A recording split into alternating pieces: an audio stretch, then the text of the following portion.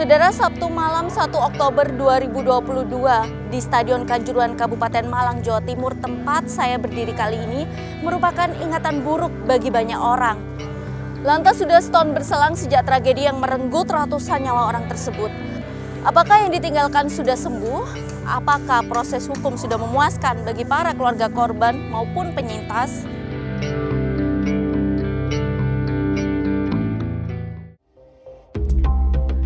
Tragedi sepak bola yang terjadi pasca laga Arema FC versus Persebaya pada Sabtu malam 1 Oktober 2022 di Stadion Kanjuruhan Kabupaten Malang adalah peristiwa yang tidak akan pernah dilupakan, khususnya bagi warga Malang, para supporter, serta keluarga korban dan penyintas.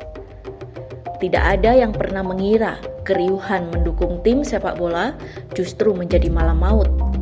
135 nyawa melayang, ratusan lainnya mengalami luka berat hingga ringan.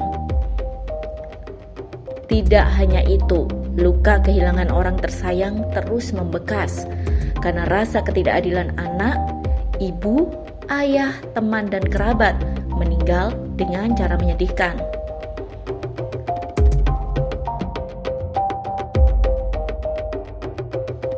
Siti Mardian salah satunya, seorang ibu yang kehilangan anak perempuan satu-satunya. Hingga hari ini, setiap hari ia terus mengunjungi anaknya ke makam. Ia masih sangat bersedih dan kehilangan. Hidupnya tak lagi sama semenjak sang anak, Mita Maulidia, meninggal karena tragedi Kanjuruhan. Ia pun sudah mati rasa akan penanganan hukum yang dinilainya tidak adil.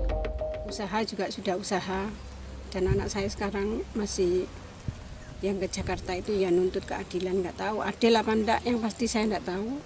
Saya nggak berharap banyak soal keadilan, saya cuma berharap sama pemerintah itu apa, kebijakan pemerintah. Kalau keadilan saya nggak begitu banyak berharap, nggak mungkin adil, nggak mungkin ada keadilan. Kalau menurut saya pribadi nggak mungkin ada keadilan, cuma saya minta kebijakan pemerintah aja. Sementara itu bagi mereka yang berhasil lolos dari tragedi malam itu, kengerian masih terbayang. Serlina, 18 tahun, warga Jalan Rawisari, Kelurahan Mulyorejo, Kota Malang, salah satunya. Dirinya hanya ingat perihnya gas air mata dan saling berdesakan antar supporter yang ingin keluar dari stadion. Setelah itu, dirinya pun tak ingat apa-apa lagi. 1 tahun berlalu, keluar masuk rumah sakit menjadi hal yang harus ia jalani. Hingga saat ini, sakit di kepala pun masih ia rasakan. Dari hasil CT scan pada Juli lalu, menurut dokter, Serlina mengalami radang selaput otak akibat benturan di kepala. Terapi dan mengonsumsi obat harus rutin ia lakukan. Meski kondisinya tak lagi sama pasca tragedi, namun Serlina masih berharap bisa bekerja dan kuliah seperti teman-temannya. Sakit sih, habis terjadi itu kan nggak pernah kayak apa ya, biasanya kayak ya gitu sering apa-apa, sekarang sering sakit kepala sih, kan juga baru ketahuan juga. Terus berobat tapi ya? Iya, terus berobat.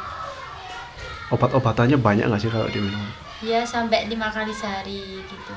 Pengen kerja sambil kuliah sih, pengennya gitu, tapi kan kita nggak tahu sembuhnya berapa lama, untuk penyembuhannya kan belum dikasih tahu juga sama dokter, pastinya lama gitu. Tapi optimis Mbak ya? Ya. Menurut keluarganya, pasca tragedi, Serlina menjadi pribadi yang jauh berbeda. Gadis yang dulunya ceria dan aktif dalam bersosialisasi, kini pendiam dan menutup diri.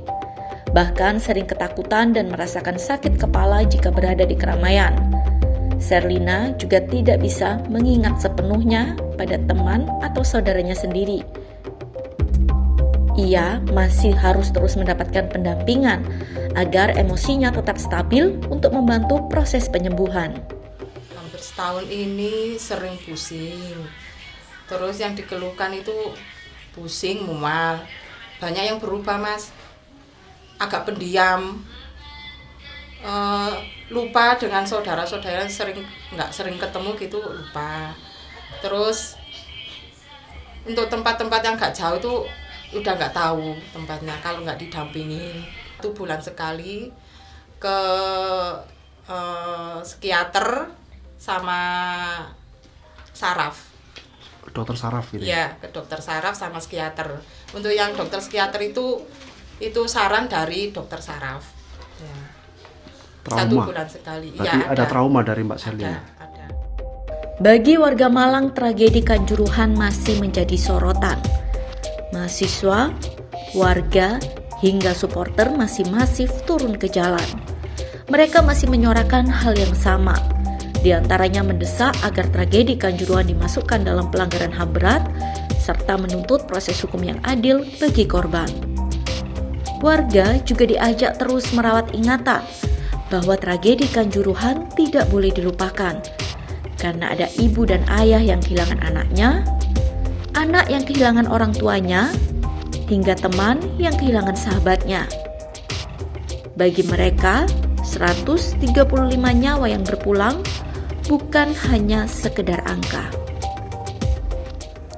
Tragedi Kanjuruhan menjadi catatan hitam sepak bola Indonesia. Evaluasi yang dijanjikan dilakukan secara besar-besaran dinilai belum cukup memuaskan. Keadilan dirasa jauh dari harapan, terlebih luka batin maupun luka fisik yang nyatanya belum sembuh sepenuhnya.